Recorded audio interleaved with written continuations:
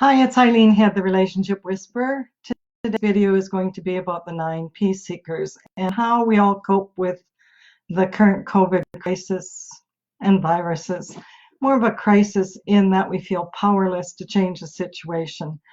And, I often said we're all in this together. And yet I read a post yesterday that really changed my perspective. We have very different situations. Some of us are struggling to find food, and others are just working from home. There's lots of examples in that post on my personal page. But the struggle is that the future is unknown. What's going to happen in the future? And I think as we're settling in, we're all about patterns. And as the longer we're in the pattern, the more the pattern becomes sort of our normal. My goal was to help you understand the different personality perspectives, how they think, feel, act, and react, so that you can come together and come out stronger, so you can start conversations about the differences. And it's that often causes us stress, like, why are you doing it that way? It doesn't make sense to me.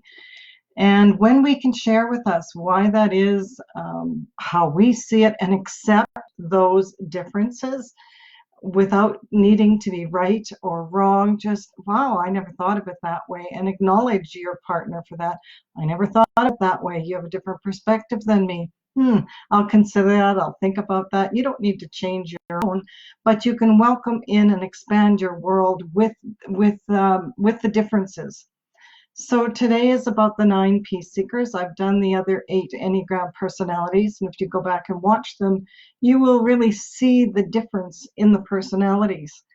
For the 9 peace seekers, they are about no conflict, and they need harmony. That's so important to them. They're attempting to keep things calm and quiet because change is very difficult for them.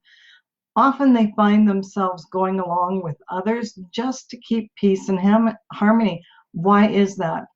I didn't explain this in the other personalities, but all of our reactions and patterns come from our childhood. The peace seeker child probably grew up in a household where there was lots of conflict. And so they thought it was maybe safer or smarter just to keep quiet, not make any demands on the family, go along to get along, and those patterns become unconscious in their lives.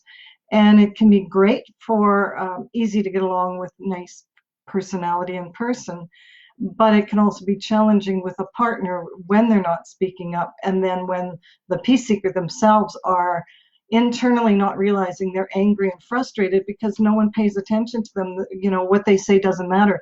And even then, when they speak up, often people aren't used to them speaking up, so they don't pay much attention. And again, unconsciously, they go back to the forgotten child.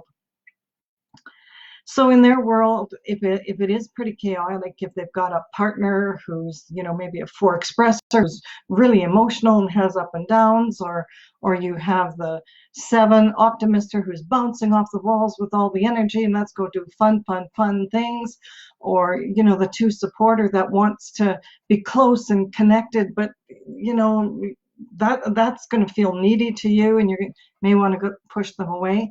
All these dynamics can be going on in your relationships if you don't understand your personality. And the seeker, also a trait for them is they don't do well with change. If their household is fairly calm, or they're bringing calmness to it, that's one of the gifts. They can bring calmness. They can settle people down. They're great listeners. They can really listen to their partners so their partner feels heard and appreciated. Yes, other personalities like their peace and harmony too. However, it's fundamental and part of the makeup of the peace seeker. So how can you reassure them if you're their partner and you see them being really quiet or getting more and more frustrated? They need to speak up. They need to have a voice. And so in this time, you can draw them out. What do you think we should do? Let's get a plan to keep things as calm as they can be. And I love how you bring such peacefulness and harmony to our house. That's what you bring. And maybe you can even go further and you can say, when I'm really spinning out or going to, like really worried, I love that you can talk to me in a soft and gentle voice, and that calms me down. That's how you start working together as couples. So the key for them is to be heard and understood and acknowledged, and to draw them out to find out their perspective.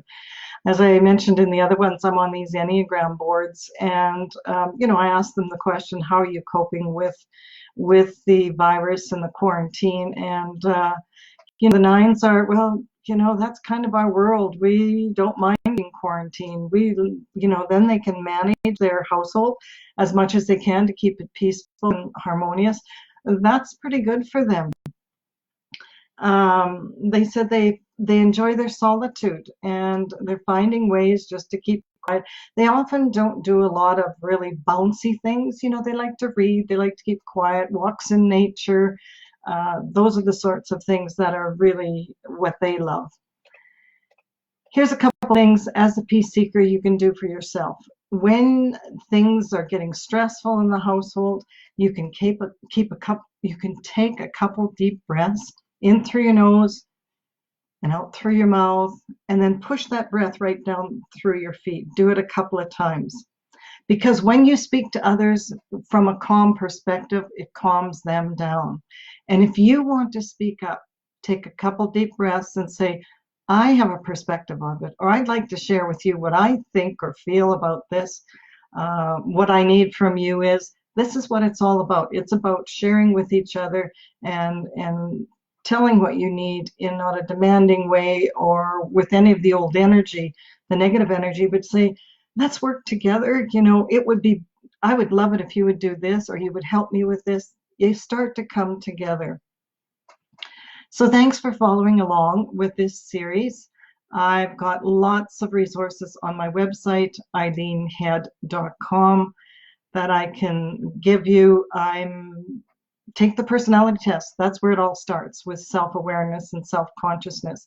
And then when you start doing the inner work of the Enneagram, you will understand yourself much better and others, and be able to handle conflict and stress, and really enjoy the parts of yourself that are gifts to other people. Know what they are, what the gifts are that you bring to relationships and to other people around you, what people value in you. Thanks for joining along. My website is eileenhead.com. I'll probably be hopping on here with some of the other things that I have going at the present time.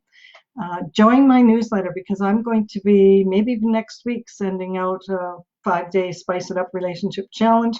And I've got a new program called Open Your Heart to Lasting Love. I hope to launch soon, which I believe is a great online relationship program specified for your personality. So bye for now. Keep well. And thank goodness spring's here and we can get outside. Eileen Head, the Relationship Whisperer.